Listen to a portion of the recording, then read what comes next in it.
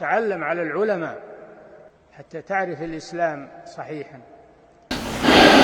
إن الحمد لله نحمده ونستعينه ونستغفره ونعوذ بالله من شرور أنفسنا ومن سيئات أعمالنا.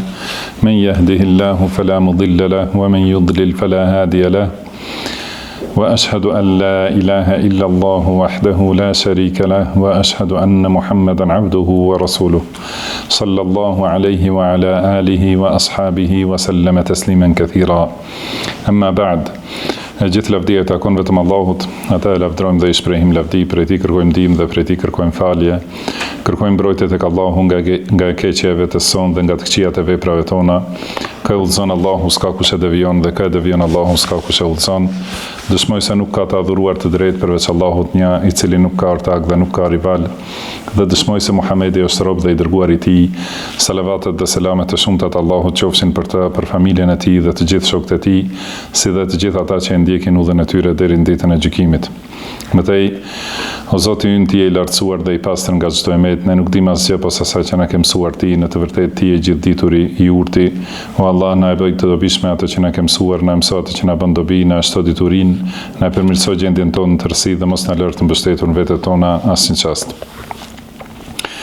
Vazhdojmë me leximin e librit Rawdatul Uqala, kopshtet e të mençurve, të autorit Ebu Hatim Muhammad ibn Hibban al-Tamimi al-Busti, i cili ka vdekur në vitin 354 të Hijretit. Allahu e mëshiroft, atë e falt, atë na falt ne dhe të gjithë dhe prindrit tanë dhe të gjithë muslimanët dhe muslimanet, besimtarët dhe besimtaret, të gjallët dhe të vdekurit.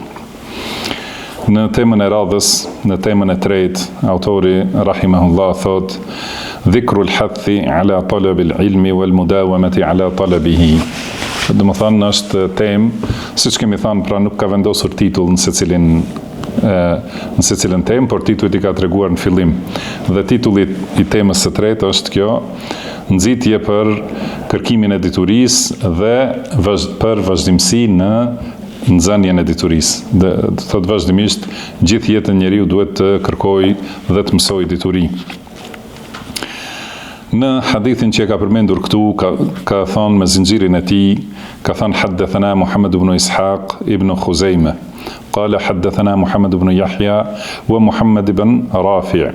قال حدثنا عبد الرزاق أخبرنا معمر عن عاصم ابن أبي النجود عن زر ابن حبيش رضي الله رحمه الله قال دمثان زر بن حبيش كترجور كفان أتيت صفوان ابن عسال المرادي دمثان شكوفة صفوان ابن عسال المرادي ذا كفان ما جاء بك كفان që të solli këtu, do më thënë pse ke ardhë, për çfarë qëllimi ke ardhur. Ka thonë, gjitu anbutu al-ilm, do më thënë kam ardhë të nxjerr dituri. Ka thonë, fa inni sami'tu Rasulallahi sallallahu alaihi wasallam yaqul, pra e kam dëgjuar të dërguarin e Allahut sallallahu alaihi wasallam duke thënë: ma min kharijin yakhruju min baytihi yatlubu al-ilma illa wada'at lahu al-malaikatu ajnihataha ridan bima yasna'. Do thot, secili që del prej shtëpisë së tij për të kërkuar dituri, atij me lajket ja shtrin krahët, do të thënë si nga modestia, për shkak të kënaqësisë me atë që ai është duke vepruar. Pra këtë hadith që ky zinxhir është hasan, e transmeton ky sahabi radhiyallahu anhu, një pjesë të hadithit që besoj e keni të njohur, ku përmend pejgamberi sallallahu alaihi wasallam disa vlera për nxënësin e dijes, edhe disa vlera për diturinë. Do të thonë, kërkimi i diturisë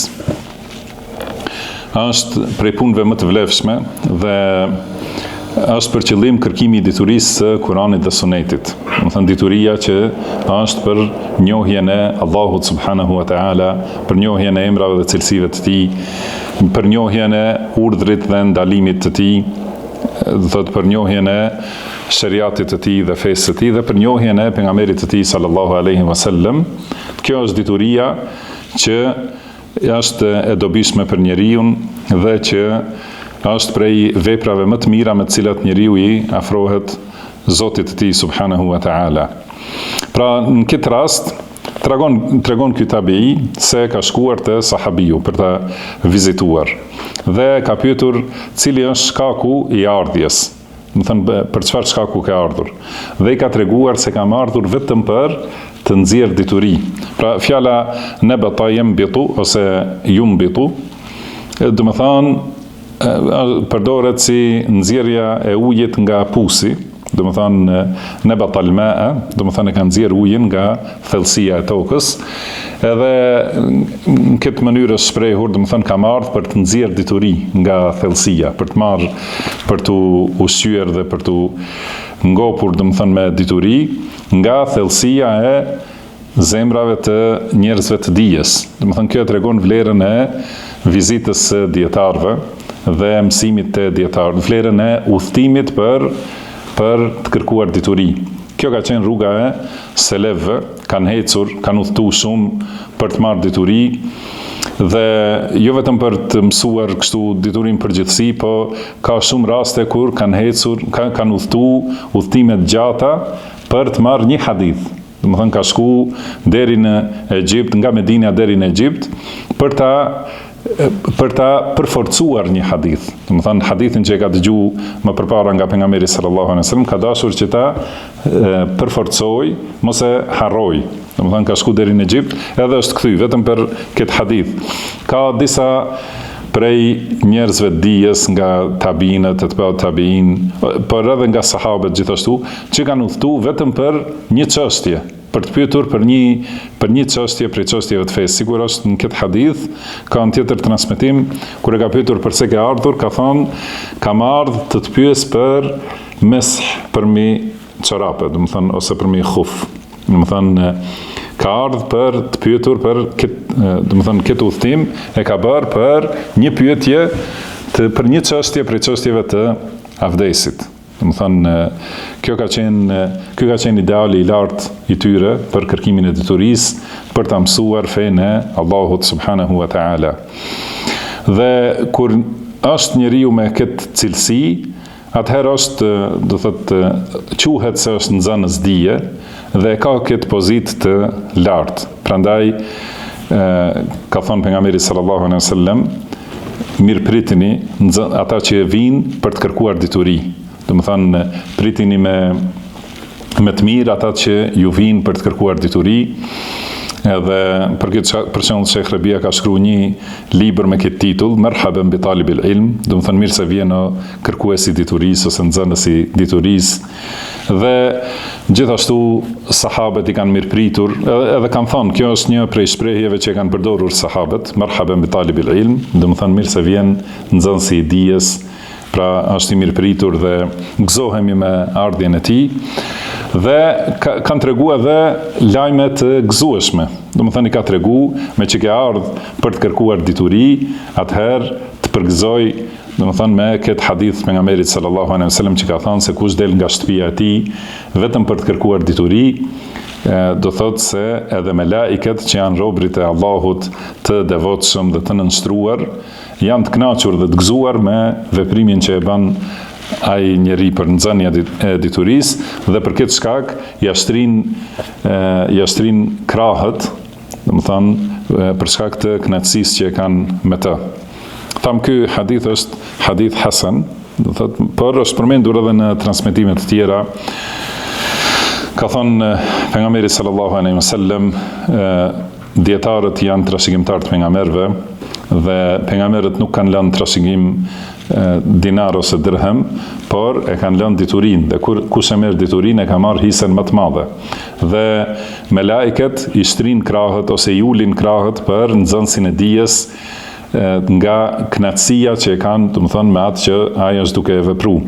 Dhe për atë që u mëson njerëzve hajrin, atë që u mëson fenë e Allahut njerëzve, bëjnë istighfar të gjitha krijesat, madje edhe peshqit në ujë, në det ose në ujëra të tjera, luten për atë që u mëson njerëzve hajrin. Do të thonë sepse me përhapjen e këtij hajri, me përhapjen e njohjes fesë, përfitojnë gjithë njerëzit, edhe përfitojnë edhe krijesa tjera përfitojnë edhe bimët edhe kafshët nga përmirësimi i gjendjes së shoqërisë, do të thënë përmirësimi kur largohen prej gjunave dhe njohin rrugën e drejtë, ecin sipas asaj që e do Allahu subhanahu wa taala, atëherë përfitojnë të gjithë dhe për këtë shkak, do të thënë, luten të gjitha krijesat për atë njeri që e mëson diturinë dhe u mëson të tjerëve. Këtu ka thënë pejgamberi sallallahu alaihi wasallam se me lajket i ulin krahët, edhe kuptimi mund të jetë se i shtrin që mbi krahët e me lajkeve të ecë nxënësi i dijes. Ai që ka dalë nga shtëpia e tij vetëm për të mësuar diçka prej fesë së Allahut subhanahu wa taala, do të thënë ai në rrugën e tij ecë mbi krahët e me lajkeve. Kjo është nga dashuria e madhe të me lajkeve për nxënësin e dijes. Dhe kjo është çështje prej çështjeve të ghaibit, që është realitet ashtu si e ka treguar pejgamberi sallallahu alaihi wasallam. Nuk kemi asnjë dyshim në vërtetësinë e fjalëve të pejgamberit sallallahu alaihi wasallam, si edhe në fjalë të tjera, gjithashtu ka treguar pejgamberi sallallahu alaihi wasallam se në mexhlisin e diturisë, kur ulen disa njerëz për ta mësuar fenë e Allahut dhe në veçantë në një shtëpi prej shtëpive të Allahut, ata i rrethojnë me laiket. Edhe ky rrethim, edhe pse nuk e shohim me sy, do të thënë besojmë pa asnjë dyshim me bindje të plotë se me lajket i rrethojnë me xhliset ku përmendet emri i Allahut dhe mësohet feja e Allahut, dhe gjithashtu nxënësi që ka dalë nga shtëpia për ta dëgjuar këtë mësim derisa shkon dhe derisa kthehet, është në mbi krahët e melaikeve, si ka treguar pejgamberi sallallahu alaihi wasallam. Do të thënë nuk kemi dyshim në ato që na ka treguar pejgamberi sallallahu alaihi wasallam, që janë prej punëve të ghaibit, që nuk shihen me sy ose nuk arrihen me shqisa. Dhe kjo është cilësia e besimtarëve, dhe këta besimtarë që e besojnë të fshehtën janë ata që përfitojnë prej udhëzimit, se ka thënë Allahu subhanahu wa taala për librin e tij madhështor, se është udhëzim për të devotshmit, huden lil muttaqin, më thënë është udhëzim për të devotshmit, për të ruajturit, alladhina yu'minuna bil ghaib, do të thënë ata të cilët besojnë në ghaibin. Pra ka thënë në realitet në hadith është ka thënë pejgamberi sallallahu alaihi wasallam, men selaka tariqan yaltamisu fihi ilman sahhala Allahu lahu bihi tariqan ila al-janna. Do të thënë kush merr një rrugë për të kërkuar dituri në atë rrugë, Allahu ja lehtëson atij rrugën për në xhennet. Wa innal malaikata la tad'u ajnihataha li talibil ilmi ridan bima yasna. Edhe melaiket i ulin krahët ose i shtrin krahët për nxënësin e dijes, nga kënaqësia me atë që është duke vepruar ai. Edhe në hadithet të tjera dhe ajetet dhe hadithet që nxisin për dituri, dhe siç thamë është dituria e nxjerr nga libri i Allahut dhe suneti i pejgamberit sallallahu alaihi wasallam, për njohjen e Allahut, emrave dhe cilësive të tij, për njohjen e tauhidit të tij dhe për njohjen e shariatit të tij, për urdhrat dhe ndalesat e Allahut subhanahu wa taala, dhe po ashtu për njohjen e pejgamberit sallallahu alaihi wasallam, për njohjen e sunetit të pejgamberit sallallahu alaihi wasallam dhe rrugës së tij. Kjo është dituria që përmendet në Kur'an dhe në Sunet. Dhe nxitja për të kërkuar dituri është e shumtë dhe argumentet që tregojnë vlerën e diturisë gjithashtu janë të shumta, prej ajeteve dhe haditheve. Dhe ato janë përmendur shumë herë, i keni dëgjuar shumë herë, por këtu sipas metodës që ka autori rahimahullah, përmend fjalë të selefit, selefëve, do të thënë që tregojnë këtë aspekt edhe mësimin se si duhet të jetë kërkimi i diturisë. Ka thënë autori rahimahullah në vazhdim, al-wajibu 'ala al-'aqili idha faragha min islahi sariratihi an yuthanniya bi talab al-'ilmi wal mudawamati 'alayhi. Do të thënë obligimi për të mençurin. Pasi këtu flitet për njerëzën e mençur. Kush është i mençur, e ka obligim që pasi ta mbaroj pastrimin e brendësisë së tij, pastrimin e zemrës, atë që u fol në mësimin e parë, atëherë duhet të vazhdoj me kërkimin e diturisë dhe vazhdimsi në kërkimin e diturisë. Do të thënë kjo është metoda që e kanë përmend dietarët tanë në secilën kohë, Edhe kjo metodë që e përmend Sheikh Al-Albani rahimahullah vazhdimisht e ka përsëritur, do të thonë metoda e davetit, metoda e përmirësimit me tasfia wa tarbia, do të thonë pastrim, dlirje dhe edukim, ose takhliya wa tahliya, do të thonë zbrazje, heqje e çdo gjëje të keqe, do të thonë përmirësimi i zemrës, si u përmend në mësimin e kalum, pastrimi i zemrës me gjitha llojet e pastrimit me takwa, duke pasur parasysh mbikëqyrjen e Allahut, dhe zbukurimi i saj me dituri. Do të thonë kur të zbrazet nga të këqijat, atëherë mund të mbushet me të mira. Përndryshe, përderisa është i mbushur, derisa ena është e mbushur me diçka të keqe, nuk ka mundësi që në të futet diçka e mirë. Nëse ka mbetur edhe vetëm pika të helmit, do të thënë që se ka qenë e mbushur një enë me helm, edhe vetëm zbrazet dhe nuk pastrohet, edhe në të hidhet mjalt, atëherë edhe e mjalti do të prishet dhe do të bëhet i damshëm. Duhet patjetër ena të jetë e pastër, e kthjellët, edhe e pastruar nga çdo gjë e keqe, edhe në të vendoset kjo e mira. Do të thënë kur njeriu e pastron zemrën, e dlir nga të këqijat, atëherë vazhdon me kërkimin e diturisë dhe këtë kërkim, do të thënë ta vazhdoj gjatë gjithë jetës, sepse njeriu nuk ka mundësi të arrijë deri te pastërtia e diçkaje prej shkaqeve të dunjas, përveç se me pastërtinë e diturisë. Do të thënë që ta ketë diturinë e saktë, sepse nuk ka mundësi njeriu të bëjë vepra të mira kur nuk i di të mirat. Edhe nuk mund të largohet nga të këqijat nëse nuk e di çka është e keqe. Do thotë, si kam thënë, si mund të veproj ai i cili nuk di çka duhet të veproj. Dhe si mund të ruhet dikush prej diçka që nuk e di se duhet të ruhet prej asaj, ose si mund të ruhet kur nuk e di prej çka duhet të ruhet. Do thotë patjetër duhet ta mësoj diturinë dhe thot wa hukmul aqil, do të thënë njeriu i mençur nuk le mangët një rrugë, nuk e le mangët, nuk është neglizhent ndaj një rruge që në atë rrugë me lajket ja shtrin krahët atij. Do të thënë kush është ai i mençur që e di se nëse ecë në këtë rrugë do t'ja shtrin me lajket krahët, edhe nuk shkon në atë rrugë. Do thotë mençuria kërkon që patjetër të ndiqet kjo rruga e diturisë, që është kaq rrugë vlefshme. Dhe pastaj thot, nuk bën që njeriu kur fillon kërkimin e diturisë, nuk duhet ta ketë, ose kur e kërkon diturinë, jo qoftë fillim ose më vonë, nuk duhet ta ketë qëllim afrimin te pushtetarët ose arritjen e dunjas, sepse nuk ka punë më të shëmtuar se sa poshtrimi i dietarit para njerëzve të dunjas. Do të thënë, këtu tani flet edhe për niyetin, do thotë niyetin kërkimin e diturisë është veprimi sipas asaj diturie, sidos sqarohet në shumë argumente dhe shumë fjalë. Do të thënë, qëllimi i diturisë është që njeriu ta përmirësojë vetveten, edhe t'i bëj veprat sipas asaj që kërkon Allahu subhanahu wa taala. Dhe nuk lejohet asesi njeriu që kërkon dituri ta ketë qëllim me dituri të arrijë të mirat të dunjas. Të arrijë, do të thënë, me këtë dituri me të cilën duhet t'i afrohet Allahut, të kërkoj vetëm pasurinë e dunjas ose pozitat në dunja dhe afrimin me pushtetarët. Do të thënë, vrapimi pas politikanëve, edhe vërtitja rreth pushtetit, politikës, votimet, protestat e kështu me radhë. Njeriu i diturisë, nëse e bën këta, e ka poshtruar vetveten dhe e poshtron vlerën e diturisë te njerëzit, në sytë e njerëzve.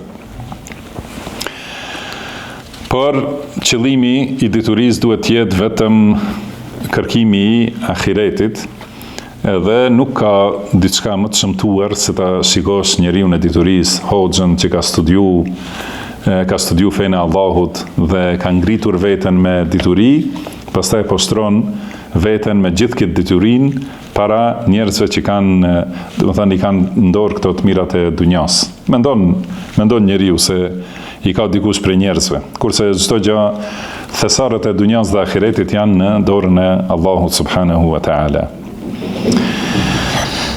Pastaj thot, pra me transmetim nga, thot autori rahimahullah me zinxhirin e tij, deri te Fudail ibn Iyad rahimahullah, se ka thonë: ma aqbaha bil alimi yu'ta ila manzilihi fayuqal ayna al alim fayuqal 'inda al amir, ayna al alim fayuqal 'inda al qadi. Thot, thot Fudail ibn Iyad rahimahullah, a ka gjë më të shëmtuar se një dietar që shkojnë të shtëpia e tij, thonë ku është dietari, thot te princi, ku është dietari, te kadia. Do të thënë vazhdimisht te rreth njerëzve të pushtetit. Kjo do thot nuk i ka hije njeriu që ka dituri. Thot wa ma lil alimi wa ma lil amir. Çka ka lidhje dietari me pushtetarët? Pse do të thënë i shkon vetëm për rreth pushtetarëve? Ma lil alimi wa ma lil qadi. Do të thënë çka ka lidhje pra dietari me gjykatësin? Pse rri me gjykatësin? Yanbaghi lil alimi an yakuna fi masjidihi. Do të thënë dietari duhet të jetë në xhaminë e tij. Yaqra'u fi mushafihi, duke lexuar prej mushafit të tij ose prej librave të tij. Do të thënë dietari vendin e ka në xhami që t'u mësoj njerëzve diturinë, edhe t'i thrasen fejnë e Allahut, ta përmirësoj gjendjen e fesë. Ky është obligimi i dietarit. Kurse kur vazhdimisht pyetet ku është dietari, te princi, ku është dietari, te kryetari, ku është dietari te ky politikani, ku është dietari te gjykatësi. Vazhdimisht, do të thonë, ai njeri nuk ka vlerë. Pastaj me zinxhir tjetër transmeton nga Sha'bi rahimahullah, gjithashtu prej dietarëve të tabiinëve, Amir ibn Shurahil al-Sha'bi rahimahullah, ka thonë: ja tullab al-ilm, la tatlubu al-ilma bi safahatin wa taysh. Ka thonë, nxënës dije, mos e kërkoni diturinë me mendjelehtësi dhe nguti ose nxitim. Nuk kërkohet dituria me mendjelehtësi, me budallallok ose me nxitim. Watlubuhu bi sakinatin wa waqarin wa tu'ada. Por kërkoni diturinë me qetësi, me respekt ose me dignitet, do të thënë me moral të lartë, dhe me durim, do të thënë mos nxitim, me qetësi, me respekt dhe me mos nxitim. Do të thënë dituria kërkohet gradualisht, sepse ka njeriu në fillim kur e kupton vlerën e diturisë dhe e sheh pozitën e dietarëve, nxiton më një herë ta marrë gjithë diturinë për një ditë ose për një javë. Mirë po, kjo nuk është e mundshme, edhe njeriu në këtë mënyrë nuk ka mundësi që të jetë i vazhdueshëm.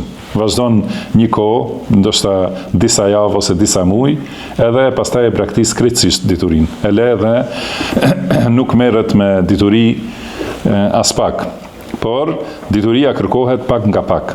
Edhe nëse mëson vetëm një fjalë sot, edhe një fjalë nesër, edhe një fjalë pas nesër, një ajet ose një hadith, edhe pak nga pak, edhe dikur mblidhet një grumbull i madh i diturisë, edhe rritet pozita e njeriu në dituri, do të thonë.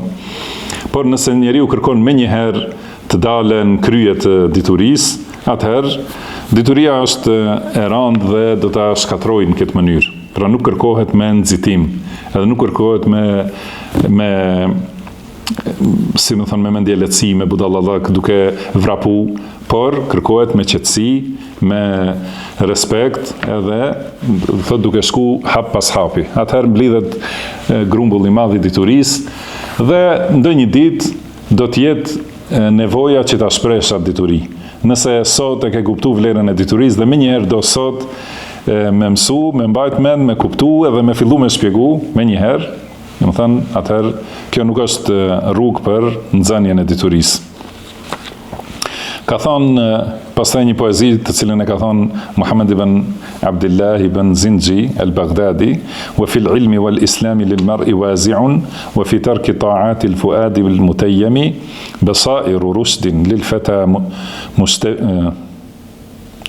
mustabinatun wa ikhlasu sidqin ilmuha bit ta'allumi. Do të thonë, në dituri dhe në islam ka frenues për robin.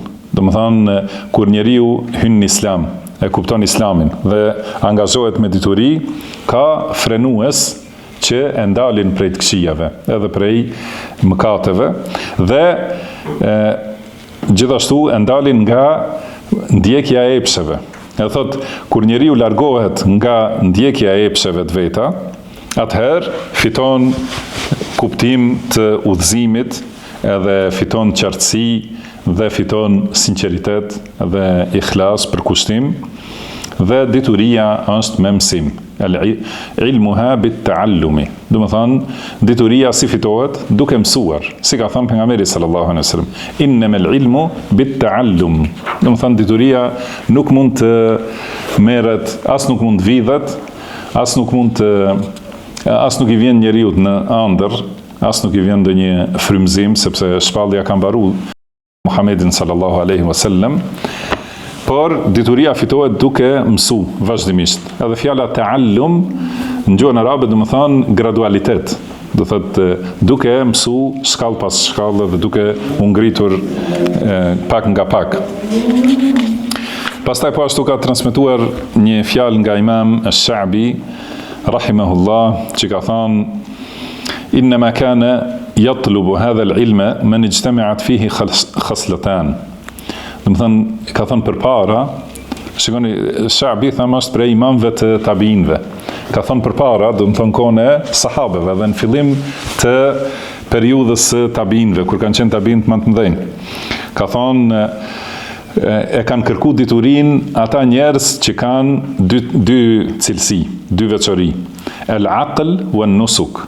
Do të thënë, ata që kanë mençuri dhe ibadet. Do të thënë, njerëz të mençur, me mendje të fuqishme, dhe njerëz të cilët i janë friksu Allahut subhanahu wa taala dhe i kanë shtu ibadetet. Ata kanë kërku diturinë. Nëse njeriu është i mençur dhe nuk është ibadetxhi, atëherë do të thonë, do të thotë, kjo dituri, kjo fush është vetëm për ibadetxhit, edhe unë nuk e mësoj. Nëse është ibadetxhi dhe është i mençur, edhe nëse është ibadetxhi dhe nuk është i mençur, nuk është i zgjuar, edhe hyn dituri, edhe thot kjo lëmi është për njerëz të zgjuar, nuk jam unë për këtë, edhe merret vetëm me ibadet. Do të thënë, këto dy raste është njeriu dëmtohet nëse ka zgjuarsi të tepërt dhe nuk ka devotshmëri, edhe nuk atëherë nuk do t'i interesoj dituria, dhe nëse është këtë gjendje, kjo mençuria do t'a çojë në devijim. Edhe tjetra, nëse është ibadetxhi, po nuk e kupton diturinë dhe nuk ka interes për diturinë, po ashtu ibadeti pa dituri e çon në devijim, sepse atëherë, do të thonë, do të bëjë ibadete të pabazuara në shariatin e Allahut, dhe nuk e kërkon diturinë. Pastaj thot Sha'biu, فَلَقَدْ رَهِبْتُ أَنْ يَكُونَ يَطْلُبُهُ الْيَوْمَ مَنْ لَيْسَ فِيهِ وَاحِدَةٌ مِنْهُمَا. Mirë po, thot, kam frikë se sot kanë fillu ta kërkojnë diturinë njerëz që nuk e kanë asnjërin. As nuk kanë mençuri, as nuk kanë devotshmëri. Edhe kjo është la aqlun wala nusuk. Do të thonë, as mendje, mençuri, as ibadet. Do thotë, atëherë dituris i humb vlera, nëse e kërkon njeriu që nuk kupton, edhe ose njërën, do të thënë. Nëse i mungon njëna, është e dëmshme. Nëse i mungon të dyja, atëherë dëmi është edhe shumë më i madh. Edhe këtë ka thonë për në kohën e tabiinëve, do thotë atëherë çka mund të thuhet në kohën tonë. Autori rahimahullah vazhdon dhe thotë, njeriu i mençur nuk duhet ta shes pjesën e ahiretit, do të thënë, me diçka të dunjas. Domethënë nuk duhet ta shes ahiretin me asgjë. Dhe nuk duhet me diturinë e tij të kërkoj diçka prej ne themi të mirave, mirë po hutam, prej brëllogjeve të kësaj dunjaje, sepse dituria nuk është qëllim në vete. Domethënë dituria nuk kërkohet për dituri. Pra si thonë disa, na kanë thonë arsimtarët përpara, duhet me mësu për të ditur, jo për not, thoshin. Po kjo nuk është e vërtetë. Nuk kërkohet dituria për të ditur, por dituria kërkohet për të vepruar. Domethënë kërkohet për dobinë që e sjell dituria. Se thot, secilën gjë njeriu e kërkon për dobinë e saj dhe jo për vetë atë. Shikoni edhe për pasurinë e dunjas, edhe për parët, mi mbledh njeriu, nuk i mbledh parat për para, veç për parët, por i mbledh për dobinë që e kanë, domethënë që e sjellin ato, të përdoren. Edhe dituria gjithashtu nuk mblidhet dituri vetëm për dituri, por është për të përfituar prej saj. Wal ilmu wa naf'u al-ilmi shay'an. Pra thot Ibn Hibban, dituria dhe dobia e diturisë janë dy gjëra të ndryshme. Domethënë ka dituri dhe ka dobi të diturisë. Dhe kujt nuk i intereson dobia e diturisë, atëherë nuk është e rëndësishme sa dituri ka. Domethënë nuk i bën dobi vetëm grumbullimi i diturisë. Dhe atëherë në atë rast njeriu është sigur dikush që ha dhe nuk ngopet, vetëm ha dhe nuk ngopet ose nuk ka dobi prej ushqimit. Dhe ka thënë wal ilmu lahu awwalun wa akhir. Edhe dituria ka fillim dhe mbarim. Siç na ka thënë Ahmed ibn Ali ibn al-Muthanna deri në fund zinxhirit, deri te Sufjan rahimahullah thot awwalul ilmi al-insat. Domethënë fillimi i diturisë është heshtja ose dëgjimi me vëmendje. Thumma al-istima'. Pastaj ky dëgjimi që do ta sqarojmë çka është dallimi mes fjalës sam' edhe istima'. Pastaj mësimi përmendsh, pastaj veprimi, pastaj shpërndarja e diturisë. Domethënë ka përmendur këtu heshtje, dëgjim, mësim përmendsh, pastaj veprim, sipas saj pastaj përhapje të diturisë. I ka përmendur këto 5 Sufjan al-Thauri rahimahullah, kurse e ngjashme me këtë është transmetuar nga Abdullah ibn Mubarak rahimahullah gjithashtu, që ka përmendur 6 shkallë të diturisë. Ka thonë awwalul ilmi an-niyya. Domethënë fillimi, si fillon dituria? Këtu tha autori, dituria ka fillim dhe mbarim. Domethënë prej ku fillon dhe deri ku arrin. Kjo nuk do të thonë se ka një ditë ku fillohet me mësu dhe një ditë ku mbarohet me mësu. Nuk është qëllimi, do thotë se përfundon mësimi i diturisë, mirë po, prej ku fillon dituria dhe duke u ngritur deri në cilën shkallë arrin, domethënë efekti i diturisë. Ka thënë Abdullah ibn Mubarak, fillimi i diturisë është niyeti. Pra si tham, niyeti i pastër, që t'jetë për t'ju afru Allahut subhanahu wa ta'ala, që njeriu të ditë veproj sipas asaj që e kënaq Allahun e lartësuar. Dhe këtë kanë pas parasysh dietarët, domethënë gjatë gjithë historisë, dietarët shumë kanë shkruar libra të lloj-llojshëm, shumë prej dietarëve, shumë prej librave të tyre kanë filluar në fillim me hadithin innamal a'malu binniyat. Domethënë veprat vlerësohen sipas niyetit. Domethënë kështu edhe kërkimi i diturisë, fillimi i nxënjes së diturisë duhet të jetë me niyet të pastër, i pastruar, i përkushtuar vetëm për Allahun subhanahu wa ta'ala. Pastaj gjatë mësimit të diturisë, pastaj gjatë veprimit me dituri dhe gjatë shpërndarjes diturisë, gjithmonë duhet niyeti të jetë vetëm për Allahun subhanahu wa ta'ala.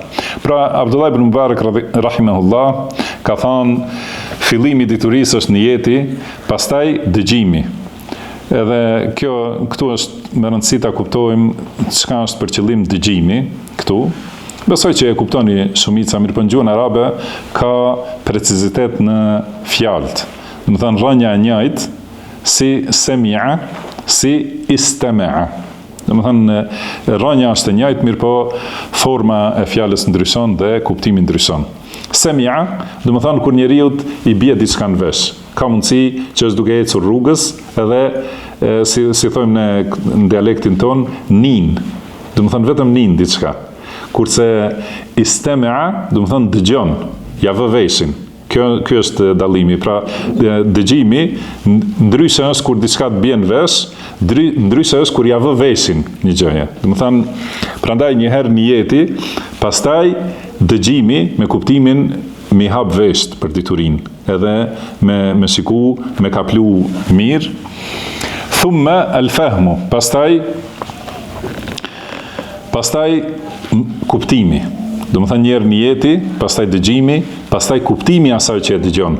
Edhe duhet kjo të jetë me përqendrim, do të thënë që njeriu ta marrë vesh mirë atë që e ka dëgjuar, nëse ka diçka të paqartë, e pyet mësuesin ose i pyet shokët e vet, nxënësit për sqarim, do të thënë duhet patjetër ta kaploj mirë me kuptim atë që e ka marrë prej diturisë. Thumma al-hifdh, pastaj ta mësoj përmendsh. Do të thënë shkalla e 4 e kërkimit diturisë është mësimi përmendsh, sepse ajo që e ke dëgjuar edhe e ke kuptuar, mas një kohë shkon, humb. Kurse dituri është ajo që e di përmendsh, atë që kur e di një ajet përmendsh, një argument, do të thënë, prej ajeteve, ose prej haditheve, ose një sqarim të dietarëve, ose një fjalë të selefit, e di përmendsh, kjo quhet dituri, se përndryshe vetëm atë që ke dëgju, edhe e përzihen si ishte fillimi me mbarimin, ose kush e ka thënë, kujt ja ka thënë, edhe për cilën temë ka qenë, do të thënë ajo është vetëm si erë e kalueshme. Do të thënë hifdhi, pra mësimi përmendsh, thumma al-amal, pastaj veprimi me atë dituri. Edhe ky është synimi i diturisë. Në gjitha këto shkallët e mëhershme janë mjete për të arritur te veprimi, praktikimi asaj që e ke mësuar. Thumma an-nashr, pastaj shpërndarja, pastaj me mësu të tjerëve. Do të thënë patjetër kjo duhet të jetë rruga dhe qëllimi i njeriut. Do të thënë niyeti, pra synimi i pastër, dëgjimi me vëmendje, kuptimi, mësimi përmendsh, veprimi dhe shpërndarja. Dhe mos jetë synimi i parë, do të thënë vetëm njeriu e dëgjon, e nin, do të thënë një fjalë, edhe më njëherë do vetëm ta shpërndaje. Duhet patjetër në këto faza me kalu që të jetë e dobishme për ta, sepse pra dituria mësohet për dobinë e saj dhe nuk mësohet veç për veten e saj. Si ka thënë pejgamberi sallallahu alaihi wasallam, naddarallahu imra'an. Dhe më thënë Allahu ja ndriçoft ftyrën, ose ja zbart ftyrën, ose ja zbukuroft ftyrën një njeriu që semi'a maqalati, dhe më thënë që e dëgjon fjalën time, fa wa'aha, dhe e kupton. Edhe fjala wa'a, dhe më thënë kuptim dhe mësim përmendsh. Dhe më thënë e dëgjon fjalën e pejgamberit sallallahu alaihi wasallam, e kupton dhe e mëson përmendsh. Fa hafidhaha, gjithashtu thotë edhe, do të thënë e kupton dhe mëson përmendsh, fa addaha kama sami'aha. Pastaj e përcjell ashtu si e ka dëgju, pa shtrembrim. Do të thënë këto janë shkallët e diturisë që i kanë nxjerr nga hadithet e pejgamberit sallallahu alaihi wasallam. Pastaj thotë një poezi që e ka thënë El-Wasiti, إذا ما أضعت العلم كنت مضيعا لنفسك في تضييع العلم فاعلم فإني رأيت العلم ينفع أهله فكن عالما تعلو بذاك وتغنم. Do thot, nëse humb diturin, atëherë ti e ke humbur vetveten, sepse pra humbja vetes është në humbjen e diturisë. Unë e kam parë, pra e kam kuptuar se dituria u bën dobi bardhësve të saj. Prandaj bahu dietar që të lartësohesh dhe të fitosh. Gjithashtu tjetër poet, Al-Abrash, ka thënë ta'allam fa laysa al-mar'u yuladu 'aliman wa laysa akhu 'ilmin kaman huwa jahilu. Pra mëso, sepse njeriu nuk lind i mësuar, pra njeriu nuk lind dietar. Mëso, siç është në hadith, pra innamal ilmu bit ta'allum. Dituria bëhet duke mësuar, arrihet duke mësuar. Mëso se njeriu nuk lind i ditur, walaysa akhu ilmin kaman huwa jahil. Gjithashtu njeriu me dituri nuk është si ai që s'ka dituri. Pra ka dallim dietari prej ignorantit. Dhe kjo gjithashtu është thënë në ajet, ka thënë Allahu subhanahu wa taala, pra hal yastawi alladhina ya'lamuna wal ladhina la ya'lamun, nuk mund të barazohen ata që dinë me ata që nuk dinë. Fa inna kabira al-qawmi la ilma indahu saghirun idha iltaffat alayhi al-mahafilu. Do të thonë, më i madhi në një popull, do thotë më udhëheqësi, më i respektuari, që është në mesin e një populli, nëse nuk ka dituri, bëhet i vogël kur ti rrethohen kërkesat edhe kur ti rrethohen njerëzit, atëherë shfaqet se është i vogël. Pastaj ka transmetuar me zinxhirin e tij nga Ebu Derda, pra autori rahimallahu ibn Hibban, transmeton me zinxhir të transmetimit deri te Ebu Derda radhiyallahu anhu, se ka thënë: la takunu aliman hatta takuna mutaalliman. Nuk mund të jesh dietar pa qenë nxënës, pa mësuar një herë. Wala takunu bil ilmi aliman hatta takuna bihi amilan. Pastaj me këtë dituri nuk je dietar përderisa nuk je me atë dituri veprues. Do të thënë të punosh sipas diturisë, përndryshe nuk llogaritesh prej dietarëve, sepse dituria është ajo që sjell vepër dhe jo ajo që vetëm thuhet me gojë. Pra ka thënë, nuk je dietar pa qenë nxënës, pa mësu, dhe nuk llogaritesh dietar me diturinë që e ke, nëse nuk vepron sipas saj. Dhe pastaj thot autori rahimahullah: al-aqilu la yashtaghilu fi talab al-ilmi illa wa qasduhu al-amalu bihi. Pra njeriu i mençur, gjithmonë e përmend i mençuri sepse libri është për cilësitë e të mençurve, edhe si duhet të jetë rruga e njeriu të mençur. Thot njeriu i mençur nuk angazhohet me kërkimin e diturisë, përveç se kur ka qëllim të punojë sipas saj. Do të thonë, do me mësu dituri, sepse do ta di si duhet bëhet vepra, që ta praktikoj. Kjo njeriu i mençur këtë e bën. Kurse budallai vetë shkon të mësoj, edhe as nuk e ka qëllim të punojë sipas asaj vepre, bile ka disa njerëz që sot e mësojnë te hoxha ose te shkolla, do të thonë atë si duhet të bëhet një vepër, si duhet të praktikohet avdesi ose namazi ose agjerimi ose haxhi për shembull, ose veprat e mira, ose mëson diçka që është haram, edhe kur i shet tjertë se me njëherë kanë fillu të zbatojnë, i përqesh. Do të thonë me njëherë e fusin në praktik njerëz të mençur, kurse njerëz budallënj, do të thonë ju duket ajo sigur është vetëm për ta ditur si teori. Pra njeriu i mençur angazhohet me kërkimin e diturisë vetëm duke pas qëllim veprimin sipas saj. Sepse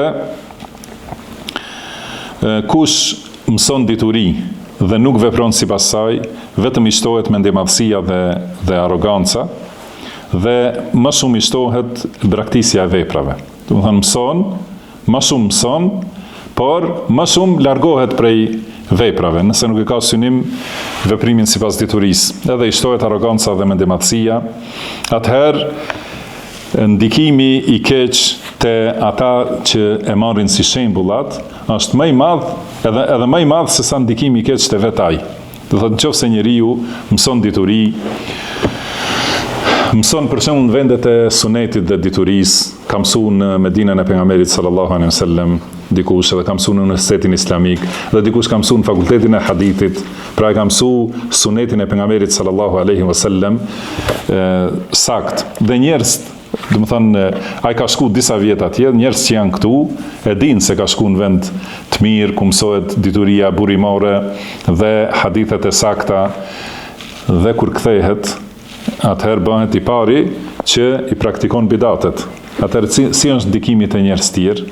Do të thënë ndikimi është më i keq të njerëz tjerë se të vetaj, sepse ata e shohin atë si shembull, edhe thonë ky ka mësu, ky ka diplomu, ky ka doktoratur, thonë.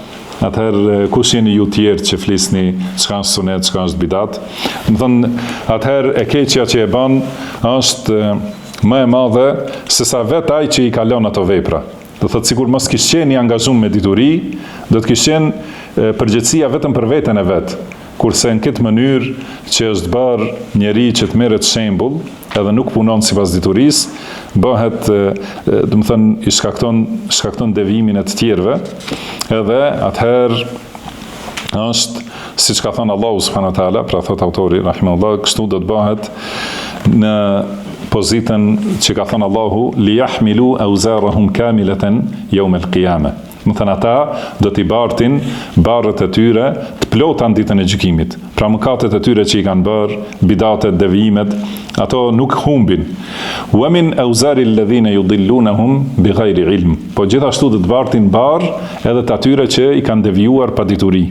Edhe ata që, do të thënë, kur ky e ka ditur, ose e ka ditur pse është gabim, dhe i ka thirrur njerëzit në gabim, ose ka fol pa pas dituri, nuk e ka plotësu diturin, atëherë do t'i mbarte barët e të tjerëve që i ka devijuar pa dituri, ela sa'a ma yazirun. Do të thonë, është shumë e keqe barra e tyre, Allahu na ruajt. Pra do t'i bartin barët e tyre të plota, por edhe barët e të tjerëve, të cilët i kanë devijuar pa dituri. Në vazhdim, thot autori rahimahullah, me zinxhirin e tij, pra transmeton nga Fudail ibn Iyad rahimahullah, se ka thënë, në xhehenem ka disa arhije, i thuhet arabisht raha, nuk e di a ka dhe një fjalë të caktuar shqip, përveç se guri i mullirit. Do të thënë, në xhehenem ka gur të mullirit, do thotë që është i cili i shtrydh ose i bluan dietarët. Edhe thuhet kush janë këta? Thonë, këta janë njerëz të cilët kanë mësuar dhe nuk kanë vepruar sipas diturisë. Domthonë kjo është fjalë e Fudail ibn Iyadit, e ka marrë prej hadithit pejgamberit sallallahu alaihi wasallam. Ka thënë pejgamberi sallallahu alaihi wasallam, ditën e gjykimit merret njeriu dhe hidhet në xhehenem dhe i dalin zort, do të thonë nëpër xhehenem, zort e barkut, dhe ai sillet, do të thonë si sillet guri i mullirit rreth boshtit vet nëpër me ato zort, dhe i thon njerëzit, banorët e xhehenemit, i thon, o filan, ti a nuk na urdhroje neve për të mira, a nuk na ndaloje prej të këqijave, do të thonë pse ke ardhur ti në xhehenem? Ai thot, unë ju urdhroja juve për të mira, por vet nuk i bëja, dhe ju ndaloja prej të këqijave, por vet i bëja. Do të thonë kjo është gjendja e atij që e ka mësuar diturin, ka fol me dituri, por nuk ka vepruar sipas saj. Allahu na ruajt. Pastaj thot gjithashtu me zinxhir tjetër nga Malik ibn Dinar rahimahullah, ka thënë, kur njeriu e kërkon diturin që të veproj sipas saj, atëherë dituria do ta lumturoj, do të thonë do t'i japë lumturinë në dunja dhe në ahiret. Dhe nëse e kërkon diturin jo që të veproj me të, atëherë dituria vetëm do t'ia shtoj mendjemadhsinë. Dhe pra mendjemadhsi në dunja dhe poshtrim në ahiret. Gjithashtu transmeton Ibn Hibban me zinxhirin e tij nga Al-Hasan Al-Basri rahimahullah, thot, kush e do dunjan dhe gëzohet me dunjan, do të thënë e do, qëllimi është se e ka në zemër dunjan, edhe qëllimin e ka të arrijë dunjan, dhe çka arrin prej dunjas është i gëzuar edhe i mjaftuar. Do të thonë i mjafton dunjaja, atëherë atij i humb nga zemra frika e ahiretit.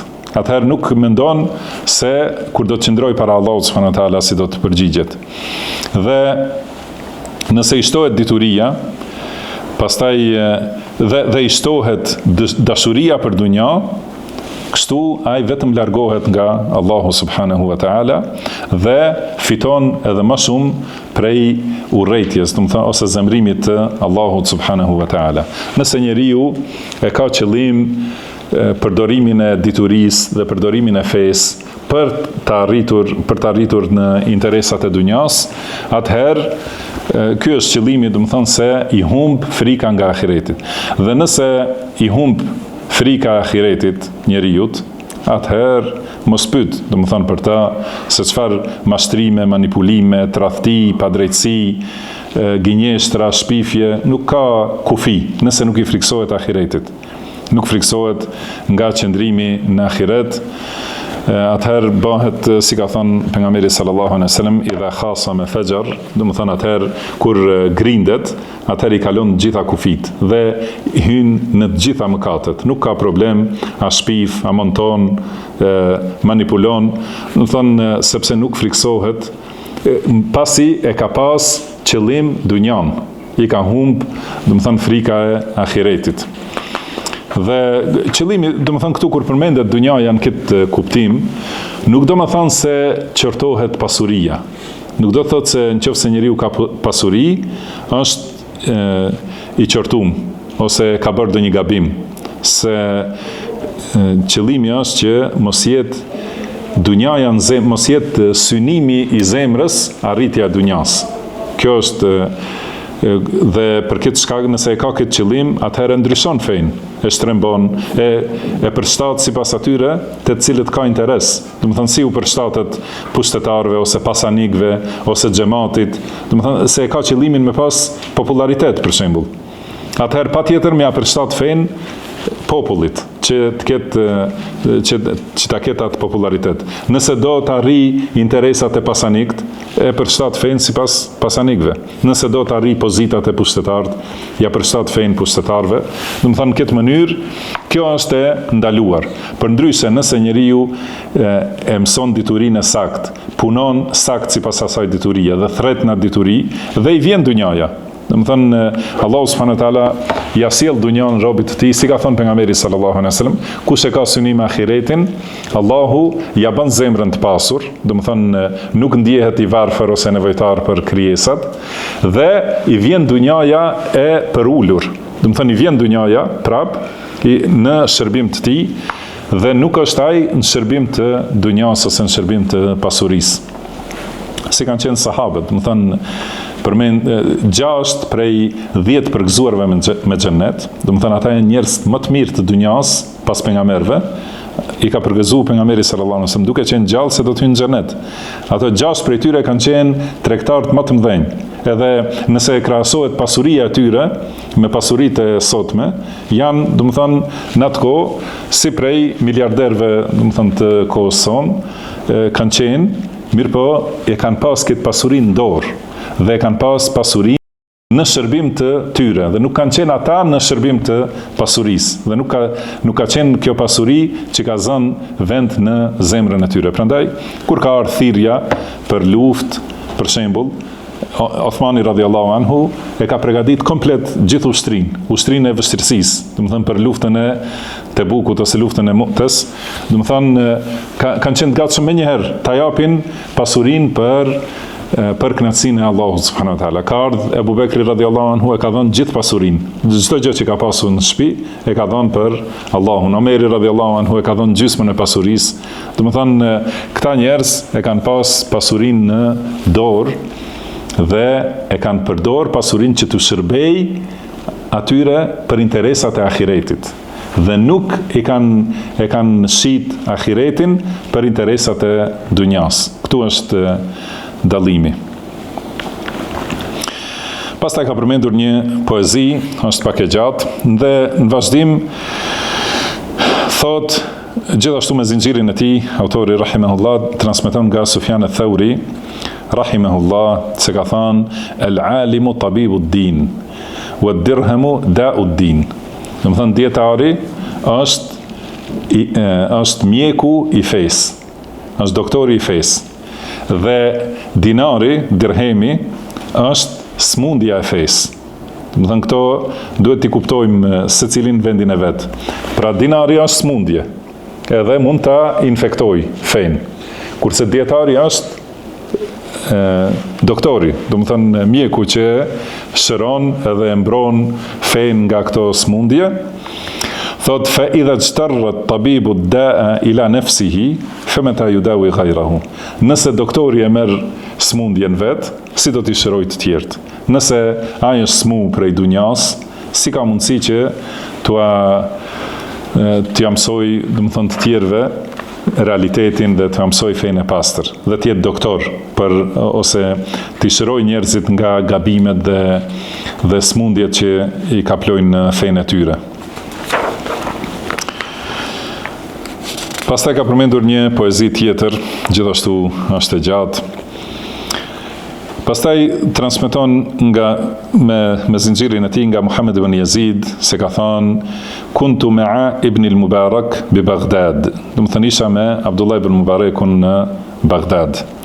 Dhe e pa ai Ismail ibn Ulayyan hipur në mushk para portave të sultanit ose të udhëheqësit të atij vendi.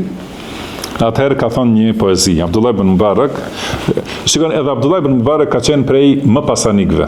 Dhe ai gjithmonë, do të thënë nxënës të dijes që kanë ardhur për të kërkuar dituri, i ka financu, edhe i ka mbajtur ai dhe u ka mbajtur familjet gjithashtu atyre që kanë ardhur për të mësuar te Abdullah ibn Mubarak. Do të thënë nuk ka dhënë bursa. Pra kjo është nga koha e tabinëve.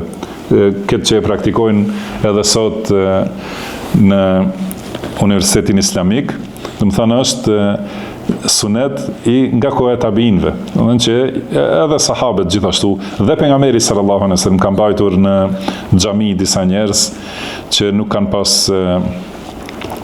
do të thënë nuk kanë pas asnjë lloj pasurie, si është Abu Huraira radhiyallahu anhu, ka qëndruar në xhamin e pejgamberit sallallahu alaihi wasallam dhe e ka shoqëruar pejgamberin sallallahu alaihi wasallam vazhdimisht për të marrë dituri prej tij.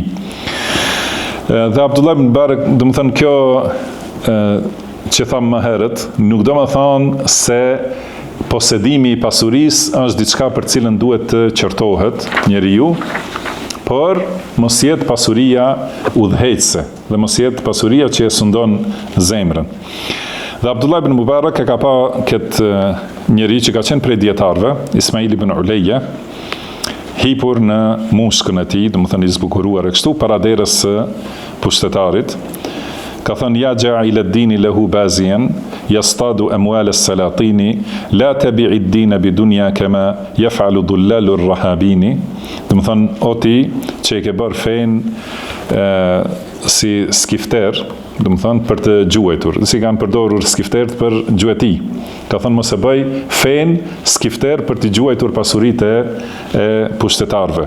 Mos e shit fen me dunja, siç bëjnë këta murgjit e devijuar, do të thënë ata që pretendojnë se janë nda prej dunjas, murgjit, priftrit ose rabinët, do të thënë e shesin fen, edhe me fe duan të fitojnë, do të thënë të fitojnë prej të mirave të dunjas. Ka thënë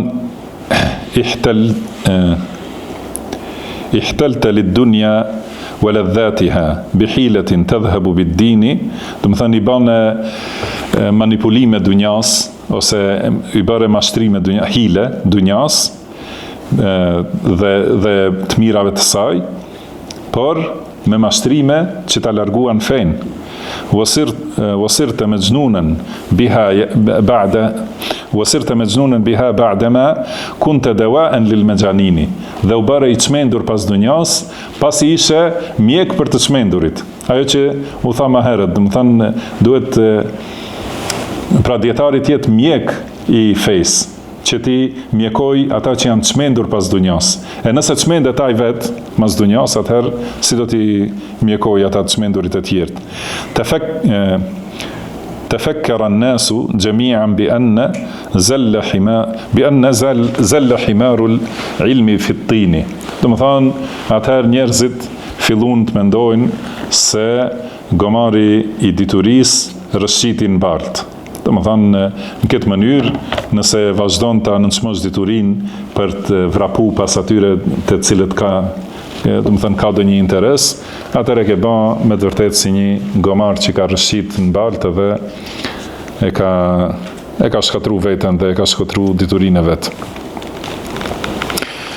Gjithashtu është transmetuar se kur Ismail ibn Uleja e ka marrë postin për grumbullimin e zeqatit. Do të thënë e ka marrë, do thotë kështu, duke shku te dyert e pushtetarëve, e ka marrë këtë post që ka ka qenë përgjegjës për grumbullimin e zekatit, edhe aty, do të thënë ky është transmetim tjetër se Abdullah ibn Mubarak i ka shkruar një letër dhe i ka dhënë këshilla, dhe prej atyre këshillave është kjo poezi që ja ka thonë ja ajil ad-dini ja ja'il ad-dini lahu bazian yastadu amwal al-masakini.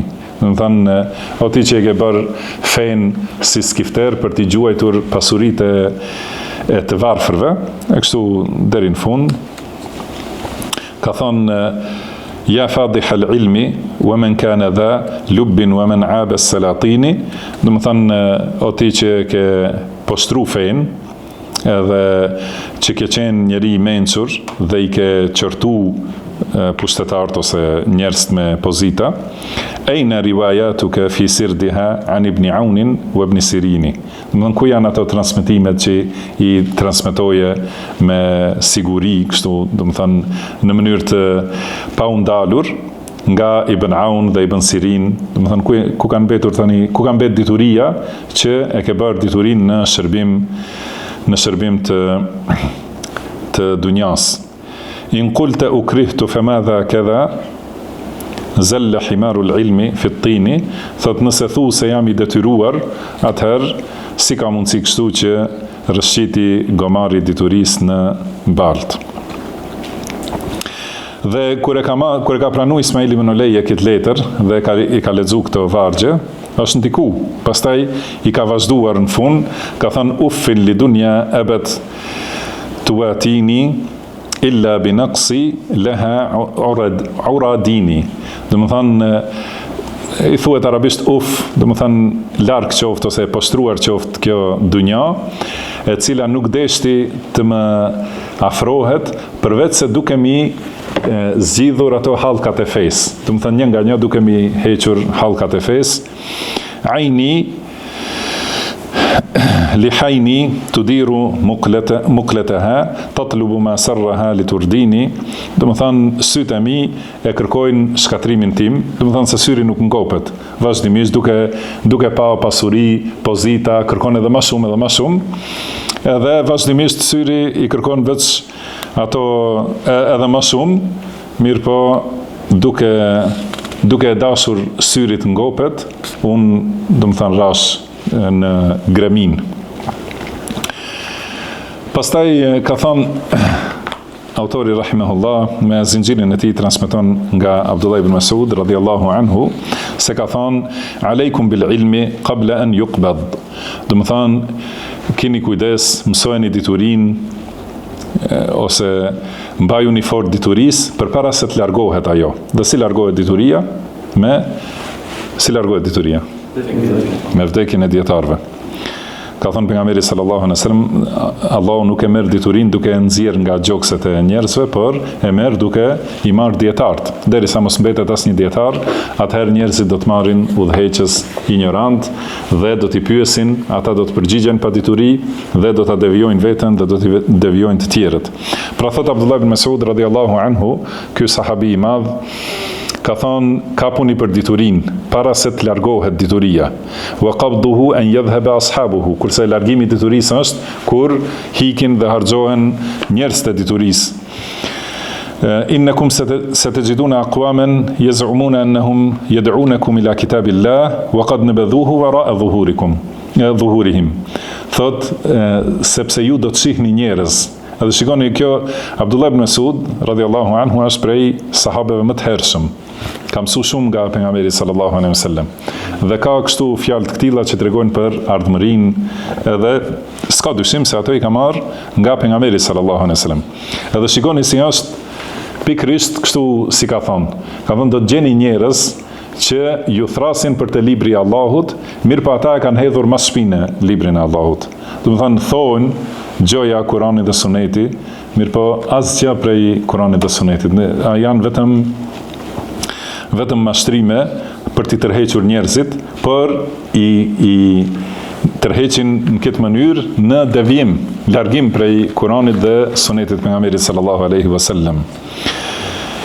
Wa aleikum bil ilm, pra kapuni për diturin, sepse fa inna ahadakum la yadri mata yuftaqadu au yuftaqaru ila ma indahu.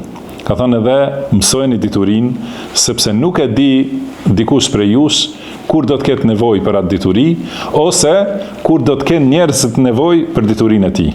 Do të thënë mësoni dituri, se nesër, do të thënë kur në momentin kur është dituria e mundshme, është në dispozicion, është lehtë për ta dëgjuar, për ta mësuar, për të lexuar, është lehtë për t'i pyetur dietarët, ai moment duhet të shfrytëzohet për shtimin e diturisë, sepse nuk dihet kur do të vijë dita, kur do të kesh nevojë për dituri dhe nuk ke kam ta pyesësh.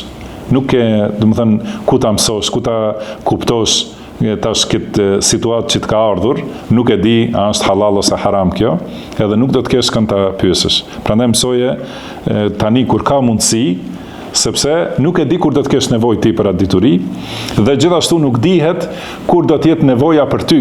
Ndoshta nesër do të drejtohen njerëzit ty, do thonë ti ke qenë afër me këtë dietar ose me këtë hoxhë kështu, na trego këtë çështje, pra mësoje, sepse ndoshta nesër do të kenë nevojë njerëzit për ty dhe që t'ju bësh dobi me këtë. Wa iyyakum wal bid'a, dhe ruhuni prej bidateve. Pra thot Abdullah ibn Mas'ud radhiyallahu anhu, wa aleikum bil atiq, edhe kapuni për të parën, për të vjetrën. Do të thënë sunetin e pejgamberit sallallahu alaihi wasallam dhe rrugën e sahabeve. Dhe çdo gjë që del më vonë nuk është prej fesë Allahut subhanahu wa taala. Gjithashtu ka transmetuar autori rahimahullah me zinxhir nga Abdullah ibn Mas'ud radhiyallahu anhu, ka thënë laysa al-ilmu bi kathrati ar-riwaya, innama al-ilmu al-khashya. Pra dituria nuk është transmetimi i tepërt, do të thënë me pas shumë me ditë përmendje dhe me dal para njerëzve dhe me fol, do thotë që të thonë njerëzit mashallah çfarë hafidh, do të thënë di shumë përmendje. Qëllimi dituria është khashje, frika ndaj Allahut subhanahu wa taala. Ka thënë Abdullah ibn Mas'ud. Gjithashtu transmeton me zinxhir tjetër nga Malik ibn Anas rahimahullah, se ka thënë laysa al-ilmu bi kathrati ar-riwaya, innama al-ilmu al-khashya. Do të thënë gjithashtu Imam Maliku ka thënë nuk është dituria transmetimi i shumt, por dituria është frika ndaj Allahut. Si ka thënë Allahu, innama yakhsha Allaha min ibadihi al-ulama. Do thotë Allahut i friksohen me të vërtet dietarët. Kjo është dituri. Ajo që shkakton frikë ndaj Allahut subhanahu wa taala, kjo është dituria e vërtetë. Kurse transmetimi i tepërt dhe mos veprimi dhe mos, do të thënë mungesa e frikës nga Allahu, mungesa e frikës nga qëndrimi në ahiret, ajo nuk është dituri dhe nuk është e dobishme. Prandaj thot autori rahimahullah, obligim i mençuri e ka obligim që të largohet nga çdo gjë që ja ndyt diturinë e tij, që janë prej shkaqeve të dunjas. Do të thonë këto çështjet e interesave ose pasurive ose pozitave e ndotin dhe e ndyjnë diturinë. Prandaj duhet largohet me al-qasdi wa luzumi al-amali bima qadara alayhi, edhe që të jetë vazhdimisht mesatar dhe gjithmonë ta veproj atë për cilën ka mundësi. Pra prej diturisë që mëson, ta veproj atë që ka mundësi. Thot walau ista'mala 5 ahadith min kulli 200 hadith. Edhe nëse përdor 5 hadithe nga çdo 200 hadithe. Kjo është tamam përqindja e zekatit, si ka thënë pejgamberi sallallahu alajhi wasallam, në 200 dirhem jepen 5 dirhem. Do thotë ka thënë prej 200 haditheve 5 hadithe praktikoj. Fejekun ka'annahu qad adda zakat al-ilm. Do të thënë këtë mënyrë sigur me dhon zakatin e diturisë. Dhe kush nuk ka mundësi të punoj sipas gjithë asaj diturisë që që ka grumbullu e ka fitu, atëherë nuk bën, do të thënë, ta lërë krejtësisht, për, do të thënë, ta mësoj përmendës dhe ta ruaj diturinë dhe të punoj me atë që ka mundësi. E gjitha kjo është për qëllim, do të thënë, dituria, argumentet që flasin për vepra të mira, të preferuara, që nuk janë obligim. Se ato që janë obligim, nuk punohet në 200 hadithe me 5 hadithe, po duhet me secilin hadith. Ato që janë obligimet e fesë, do të thënë, duhet patjetër njeriu t'i zbatoj. Mirë po edhe prej veprave të mira, ai që ka dituri, do të thënë, këtu është dallimi, ai që ka mësu dituri, duhet t'i parapri, ose me fjalë tjera, ai që u ka paraprir njerëzve me dituri, duhet t'u parapri njerëzve edhe me vepra. Do të thënë, nëse ka mësu prej diturisë, diçka, do të thënë, ka mësu prej argumenteve për ndonjë vepër që është e preferuar. Duhet patjetër të vrapoj që ta zbatoj atë. Si kanë thënë disa prej dietarëve, kanë thënë puno me secilin hadith, qoftë edhe një herë në jetë.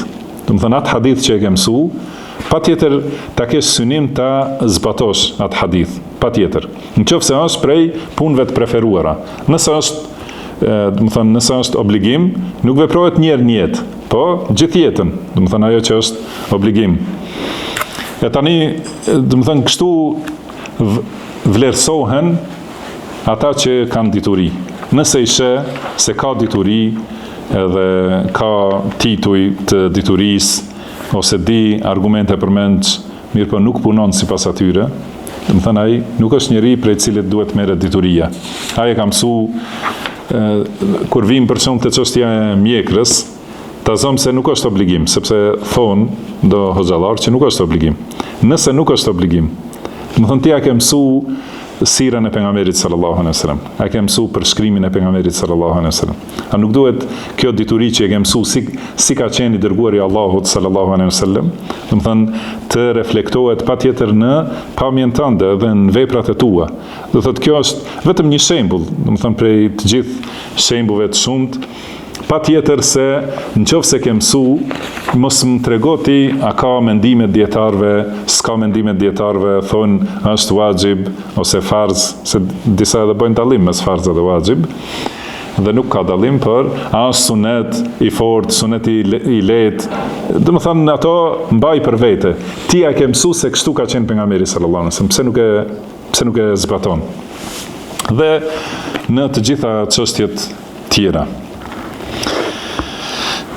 Pastaj ka këtu 2 poezi, edhe më vonë transmeton, thot Muhammed, na ka treguar Muhammed ibn Yaqub al-Khatib bil Ahwaz. Këto i përmendi edhe unë, do të thënë, vendet ku i ka përmendur autori rahimahullah, do të thënë Muhammed ibn Yaqub al-Khatib na ka treguar në Ahwaz, që është qytet sot në shtetin e Iranit. Pra ka mësu aty Ibn Hibban, i përmendëm disa qytete në për Sham, në Irak, këtë në Ahwaz, pastaj vazhdon zinxhiri te Wahb ibn Munabbih. Pra ka thënë Wahb ibn Munabbih, men ta'allama ilman fi haqqin wa sunnah, lam yadhhab Allahu bi'aqlihi abadan. Ka thënë, kush e mëson diturinë në hak, diturin, do të thënë, për të vërtetën dhe për sunetin, nuk i humb mendja ati asnjëherë. Çfarë është qëllimi? Do të thënë, zakonisht shumica e njerëzve kur plaken u humb mendja, edhe bëhen, si thënë disa, bëhet plaku fëmijë edhe një herë. I thuhet kësaj arabisht kharif, do të thënë, e ka humb mendjen, edhe nuk di çka flet, ose bën veprime dhe gjeste si me qenë fëmijë e kështu me radhë. Kjo ndodh shumë për njerëzve. Sot në kohën tonë i emërtojnë me emra demencia e kështu me radhë. Mirë po, ai që e mëson diturinë e hakut dhe diturinë e sunetit, kjo nuk i ndodh. Do të thënë, jaruan Allahu subhanahu wa taala mendjen për shkak të kësaj diturie që e ka grumbulluar në gjoksin e tij. Se ka thënë Allahu, wa minkum man yuraddu ila ardhil umri likay la ya'lam ba'da ilmin shay'a. Do të thënë, disa prej jush arrin në, si më thënë, nivelin më të ulët të jetesës. Pra pasi arrin pjekurin, mençurin, pleqërin, atëherë arrin prapë sigur në fëmiri, likej la ya'lama ba'da ilmin shay'a, do të thonë që arrin me një nivel kur pas asaj që e ka ditur, nuk di asgjë. Do të thonë kjo është te shumica ose te shumë prej njerëzve ndodh, por ata që e kanë mësuar sunetin e pejgamberit sallallahu alaihi wasallam, atyre Allahu u ruan mendjen. Edhe shiko si është gjendja e dietarëve. Do të thonë person Sheikh Rabia rahimahullah kur vdiq ka pasur përmi 90 vjet, 93-4 vjet. Allahu më shiroft. Do të thonë deri në çastet e fundit, do të thonë me mendjepretësinë e plot, me mençuri, me dituri, me sjellje të argumenteve, këshilla të dobishme, do të thonë sigur me qenë në fuqinë e rinisë, edhe pse trupin e kishte të dobësuar dhe shumë të lodhur, mirëpo fuqinë e mendjes, madje edhe shikimin. Do të thonë deri në këtë moshë lexonte librat pa syze. Do të thonë që tregojnë për se Allahu ja ruan mendjen dhe ja ruan këtë fuqi që ka të bëjë me diturinë, atij që e ka mësuar diturinë e sunetit me hak. Pastaj ka thonë gjithashtu autori me zinxhirin e tij transmeton nga Mu'tamir ibn Sulejman. Thot, më ka shkruar letër baba im, këtu se kalum diçka, te këto poezit flitet për atë që grumbullon libra dhe nuk mëson prej tyre. Edhe kjo është diçka e rëndësishme, se njerëz, si tham, shumë prej njerëzve kanë qëllim vetëm grumbullimin e diturisë, vetëm të kenë dituri, din të flasin. Disa e kanë si lloj pasioni mbledhjen e librave. Kudo që sheh libër, blen edhe mbush bibliotekën e zbukuron e kështu me radhë. Mirëpo nuk është qëllimi vetëm mbledhja e librave, pa përfitu prej tyre. Do thotë, si ka thonë këtu poeti me fjalë të bukura, do thonë nuk është nëse ke mbledhur libra dhe nuk ke përfitu prej diturisë së tyre, atëherë ti gjatë gjithë jetës je duke shku mbrapa. Edhe nëse nuk e mëson dhe e kupton atë dituri që është në to, atëherë mbledhja librave nuk të bën dobi. Si ka thonë poeti, rahimahullah, këtu në këtë transmetim tjetër, do të thënë këtu kuptohet se mbledhja e librave për t'i zbukuru raftet ose dhomat, ajo nuk është qëllim që të bën dobi. Qëllimi është mësimi prej atyre librave, përfitimi, leximi i librave, po edhe nëse nuk mund t'i lexojë njeriu gjitha librat, t'i ketë si referenca për t'u kthyr, që vazhdimisht i studion çështjet e fesë dhe i ka referencat në shtëpinë e tij, për shembull në bibliotekën e tij, dhe u kthehet librave, i shikon dhe i merr argumentet prej tyre. Kjo është që librat i bëjnë dobi. Dhe pastaj këtë dituri që e fiton, do të thonë duhet të punoj sipas saj që të jetë pastaj dituria e dobishme. Këtë e kanë folur në atë kohë, se ne nuk duhet të harrojmë se autori rahimahullah është që ka vdekur para 1100 vjetëve, 1100 vjetë. Do thotë, në atë kohë mbledhja e librave si ka qenë me shkrim. Do thënë kur kanë pa një libër që i ka pëlqy, e kanë marrë, e kanë shkru atë libër në fletore dhe e kanë marrë në shtëpi. Këti i kanë thonë libër. Edhe ose në mësim, për shembull një dietar që ka mbledhur hadithe në një libër, u ka lexu hadithet të nxënësve dhe ata i kanë shkruar. Edhe ky ka qenë një libër që kanë fitu. Kështu i kanë mbush bibliotekat e tyre, edhe si tham autori rahimahullah ka mbush një bibliotekë shumë të madhe, me libra që i ka shkruar nga të tjerët, edhe librat që vet i ka përpilu, do të thonë ka pas bibliotekë shumë të madhe. Edhe për këto libra, nëse e merr ti librin edhe e shkruan fjalë për fjalë, patjetër se ke përfituar shumë prej tij. Mirpo megjithatë kanë thonë, mos bëhen librat vetë që të jenë për zbukurim në mezhlis. Do thotë edhe pse vet i kanë shkruar, Prap kanë thënë që duhet të jetë vazhdimisht që përfiton për atij libri dhe jo të jetë vetëm si stoli aty në rafte. Kurse në kohën tonë, kur e marrim librin të gatshëm, i shkruar, i përgatitur, me ngjyra të ndryshme, me faqe të mira, me kopertina të mira, domethënë çdo gjë është e gatshme. Edhe e marrim edhe direkt në raft, atëherë nuk ka si përfitim prej tij. Nëse nuk rishikohen, e lexohen e kështu me radhë. Kjo është një aspekt, domethënë, por aspekti tjetër, kjo nuk do të thonë që të largohen njerëzit nga blerja e librave. Shikoni si ka thënë Mu'tamir ibn Sulejman, rahimahullah, i ka çu letër baba vet, e ka këshillu. Ka thënë, thot kur kam qenë në Kufe, më ka dërguar letër babai, ka thënë ishtari suhuf waktubil ilm. Ka thënë ble letra dhe shkruaj diturinë. Në kjo ka qenë furnizimi me libra. Bli më shumë letra, edhe që të kesh për të shkru dituri, fa innal mala yafna wal ilm yabqa, sepse pasuria harxohet kurse dituria mbetet. Dhe kjo ka qenë këshilla e babait të mençur për djalin e mençur. Pra, angazhohu me shkrimin e diturisë, me grumbullimin e librave, se ato janë që të bëjnë dobi. Pasi Mu'tamir ibn Sulejman është prej imamëve të diturisë, edhe i ka lexuar librat që i ka shkruar edhe i ka mbledhur. Prandaj ka këshillu babai vet, domethënë që të harxojë më shumë për blerjen e librave. Domethënë blerjen e letrës. Kanë ble letra, domethënë në top, si i thënë, edhe i kanë pre fletat në përmasat e librave, që të jenë të lehtë për të bartë kështu me radhë, edhe ato i kanë qep, edhe i kanë shkru dituri në ato libra, dhe e kanë pasuru me këta veten, dhe e kanë pasuru këtë umet, dhe i kanë sjellë gjithë këto dobi. Allahu i mëshiroft të gjithë dietarët e umetit tonë. Pastaj transmeton autori rahimahullah nga Abdullah ibn Mubarak, gjithashtu, thot ka thënë Abdullah ibn Mubarak, një njeri i mençur, një njeri i urt, ka shkruar 30 libra me urtësi, 30 mushaf, do të thënë 30 libra të mëdhenj me urtësi.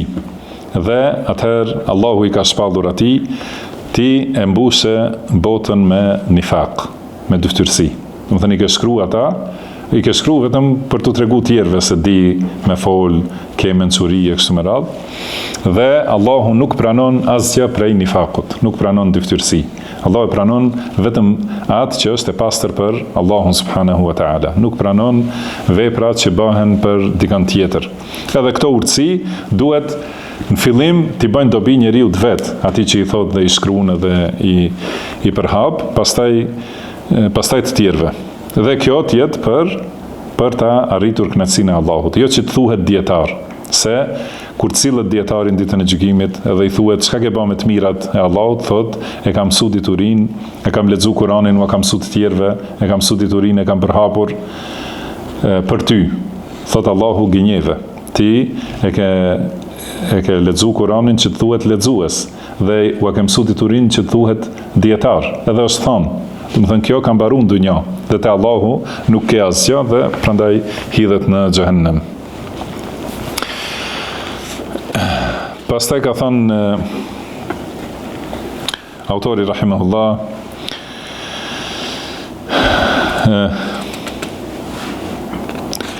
do të thënë një fjalë që thot si duhet ta mësoj njeriu, si mund të arrijë mësimin e diturisë dhe si të mbajë mend. Pasi shumë prej njerëzve pyesin si të mësoj. Do të thënë edhe unë du të bëhem dietar, si të arrij këtë dituri. Thot Ibn Hibban rahimahullah, min ajwad ma yasta'inu al-mar'u bihi 'ala al-hifz, do të thënë më e mira që njeriu e ka si ndihmë për mësimin e diturisë, për të mbajtur mend, at-tabu'u al-jayyid ma'a al-himma wa ijtinab al-ma'asi. Do të thënë natyra e mirë. Për qëllim është niyeti i pastër.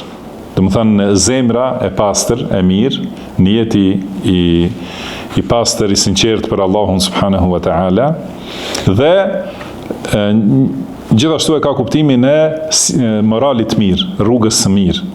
Do të thënë që të jetë njeri i edukuar, ma'al himme, edhe të ketë ideal, do të thënë të jetë njeri serioz, me të vërtet, edhe durimtar, si tham, sepse dituria nuk merret për një ditë.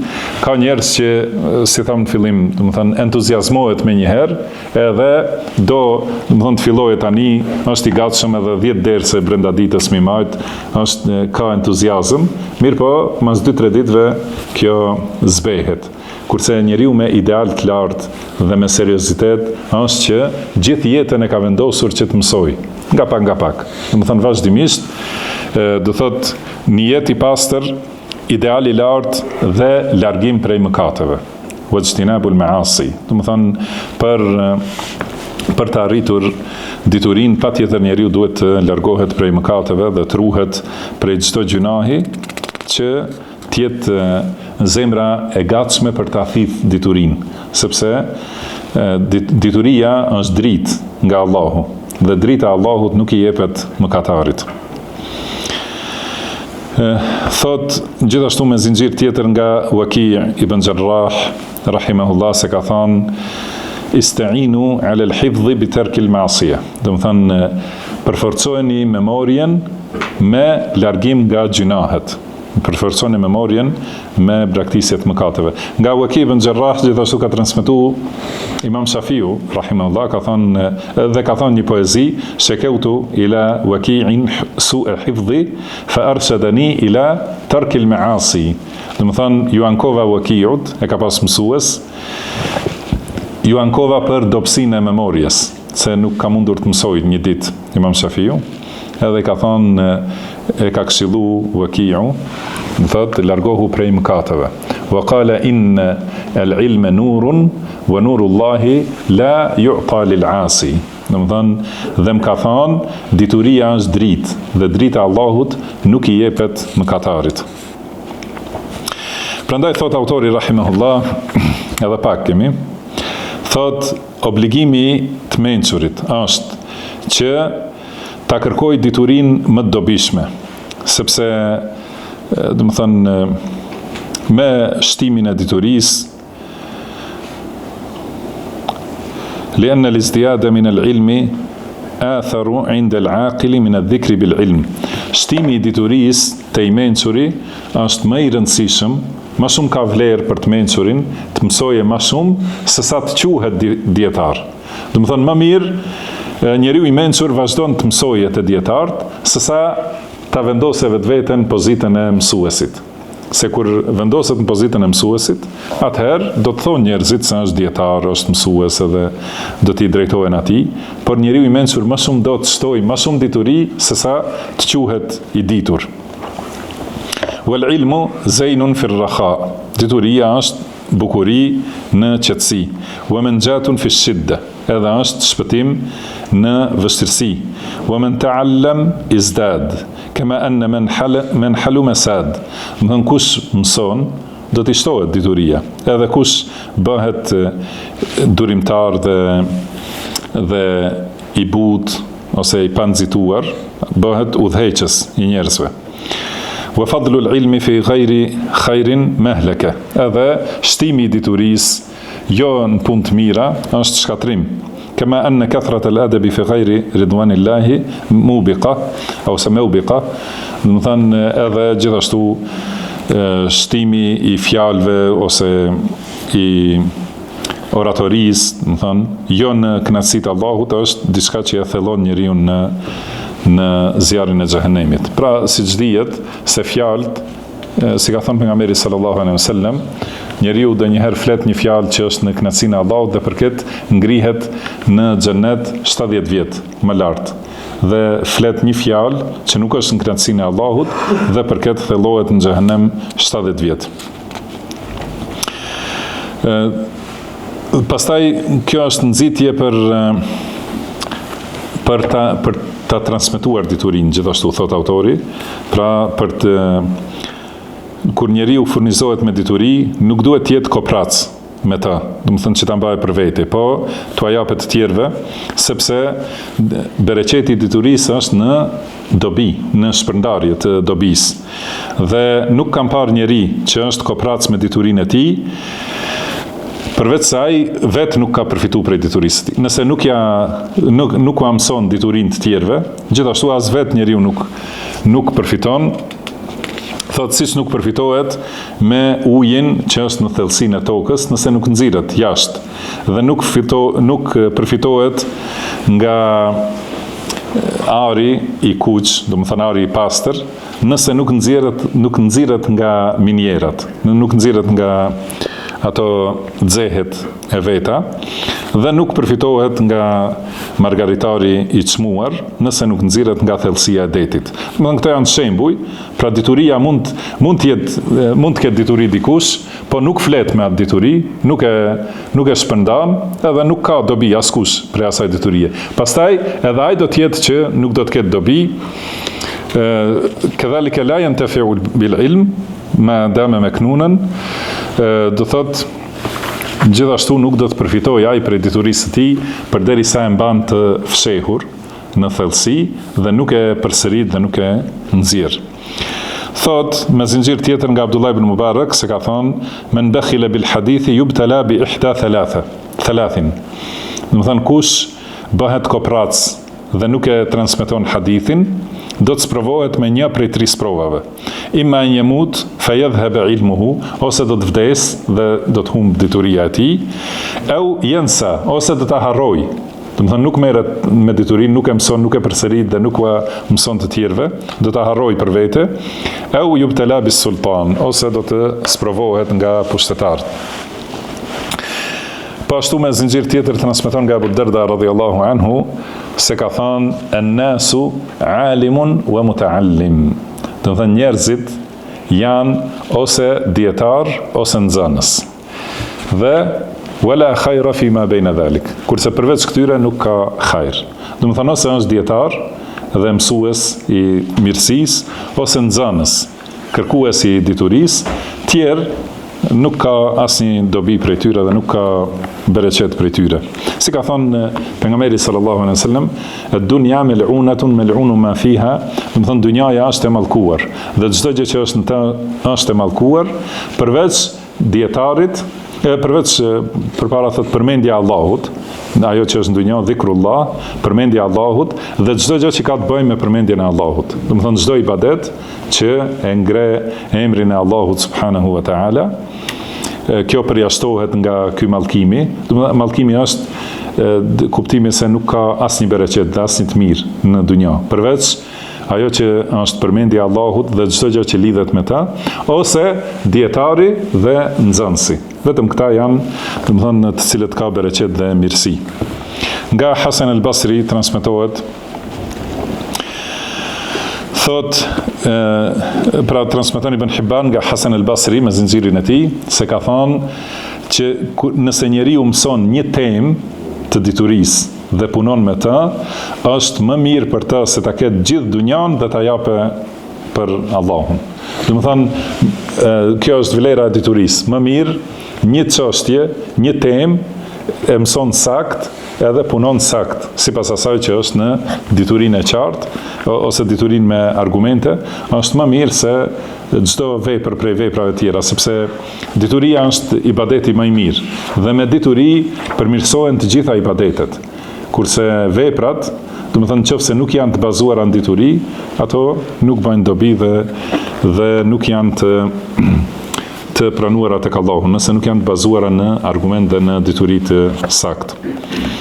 Më në fund, thot autori rahimahullah, qad dhakartu asbab al-muta'allimin wa akhlaq al-ulama bi'ilaliha, thot kam përmendur do të thënë këto shkaqet e nxënësve dhe moralin e dietarëve e kam përmendur në librin Kitab al-Alim wal Muta'allim. Do të thënë ka shkruar edhe këtë libër e ka shkruar autori, dietari dhe nxënësi. Mirpo edhe ky është prej librave që kanë humbur, prej librave të tij të shumtë. Do të thënë kjo tregon se me vërtet librat e Ibn Hibbanit janë libra shumë cilësor, edhe shumë të bukur, të radhitur. Mirpo me caktimin e Allahut, do të thënë ato shumica e tyre kanë humbur, sepse kanë mbetur këta libra të njerëz që nuk ja kanë ditë vlerën librit dhe diturisë. Edhe thot, i kam përmendur në detaje, do të thënë për dietarin dhe nxënësin, aty në atë libër nuk ka nevojë tani ti përsërisim edhe ta zgjatim, sepse qëllimi i këtij libri këtu është të përmendet shkurtimisht. Do të thënë këta janë shkurtimisht, mos e duken shumë gjata këto tema. Do të thënë këtu ka përmendur shkurtimisht këshilla për këto çështje, kurse kushdo të zgjerohet, do të thënë për secilën temë, si duket ka libra të veçantë, do të thënë për tema të shumta, Ibn Hibban rahimahullah, atëherë thot kushdo për zgjerim mund ta shikoj atë libër, kurse këtu është për qëllim të mos zgjatemi shumë dhe të përfitojmë domethënë vetëm prej përkujtimeve. Allah ju shpërbleft për dëgjimin dhe për kohën e gjatë. Ne lutim Allahun që na bëj të bereqetshme secilin moment dhe secilin çast që e kalojmë me këtë dituri. Dhe lutim Allahun që të na bëj të dobishme atë që na ka mësuar, të na mësoj atë që na bën dobi, të na shtoj diturinë e dobishme në dunjë dhe në ahiret, dhe të na përmirësoj gjendjen tonë tërësi, dhe mos na lër të mbështetur në vetët tona asnjë çast. Wallahu a'lam, wa sallallahu wa sallama ala abdihi wa rasulihi nabina Muhammad. Subhanaka Allahumma wa bihamdika ashhadu an la ilaha illa anta astaghfiruka wa atubu ilaik, wa akhiru da'wana anil hamdulillahi rabbil alamin.